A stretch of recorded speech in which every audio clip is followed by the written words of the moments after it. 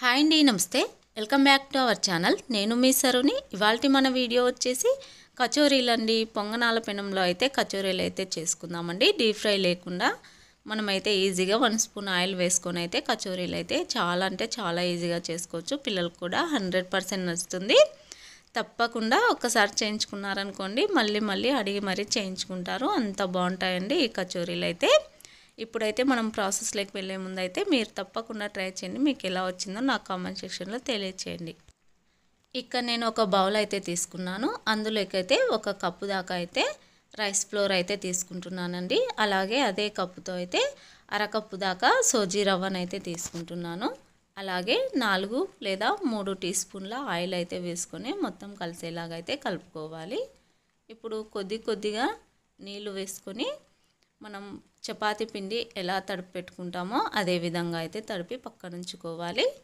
ఇప్పుడు నేను 2-3 ఆలుగడ్డలను అయితే ఉడకపెట్టుకొని పక్కన ఉంచుకున్నానండి. వీటిని మెత్తగా మ్యాష్ చేసుకోవాలి. ఈ విధంగా మెత్తగా మ్యాష్ చేసుకొని అయితే మనమైతే పక్కన ఉంచుకోవాలి. ఇప్పుడు మనం ఒక ప్యాన్ పెట్టుకొని అందులోకి 2-3 టీ స్పూన్ల ఆయిల్ అయితే వేసుకోవాలి.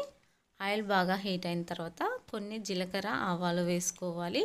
అవి కొద్దిగా చిటపటలాడిన తర్వాత అయితే ముందుగా మనం ఉడికించి మెత్తగా మ్యాష్ చేసుకున్న మిశ్రమాన్ని అయితే ఆలు మిశ్రమాన్ని అయితే వేసేసుకోవాలి. ఇలా మొత్తం ఆలు మిశ్రమాన్ని వేసేసుకొని ఒకసారి అంతా చక్కగా కలుపుకోవాలి. ఇప్పుడు చిటికెడు పసుపు వేసుకోవాలి.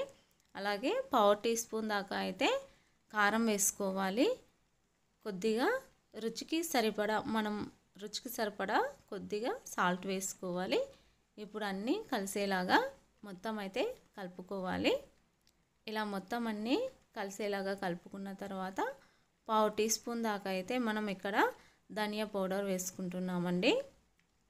మీ దగ్గర జీరా పౌడర్ లేదా గరం మసాలా పౌడర్ అవి ఉన్నా కూడా వేసుకోవచ్చండి. ఇక్కడ నేనైతే ధనియా పౌడర్ ఉంది, ధనియా పౌడర్ మాత్రమే వేసుకుంటున్నాను.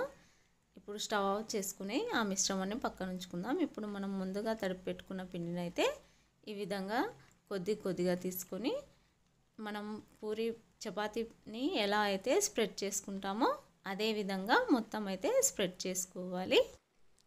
ఇలా చపాతీలాగా అయితే ఒత్తుకున్న తర్వాత మీ దగ్గర టిఫిన్ బాక్స్ మూతలు ఉంటాయి కదండి, ఆ టిఫిన్ బాక్స్ మూత అయితే తీసుకొని ఇలా అన్నామనుకోండి ఒక చిన్న పూరి అయితే వచ్చేస్తుందండి. ఈ పూరిలో మనకు కావాల్సిన సైజుని అయితే ఆలు కుర్మాని అయితే ఇలా రౌండ్ బౌల్లో చేసుకోవాలండి. ఇలా రౌండ్ బౌల్లో చేసుకొని అయితే అలా మధ్యలో పెట్టేసి మొత్తం అయితే కవర్ చేసుకుంటూ అంచులను మొత్తం అయితే దగ్గరకైతే ఇలా మర్చుకుంటూ ఈ విధంగా అయితే కవర్ చేసుకోవాలి. చూడండి వీడియోలో చూపిస్తున్నట్లయితే అనుకున్నామనుకోండి ఎక్స్ట్రా పిండి అయితే తీసి పక్కన ఉంచుకోవాలి.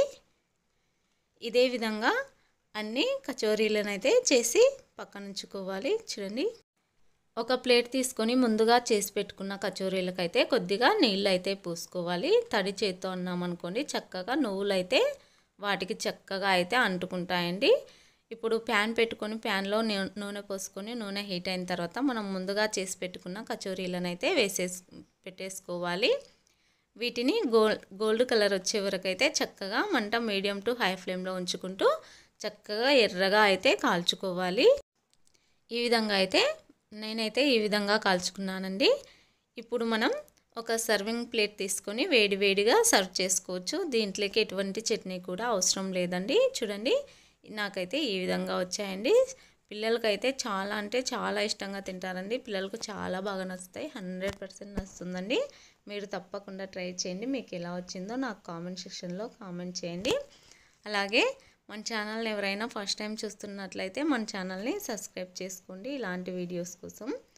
అలాగే నేను చేసిన ఈ బ్రేక్ఫాస్ట్ రెసిపీ మీకు నచ్చినట్లయితే ఒక చిన్న లైక్ అయితే చేయండి. Thanks for watching.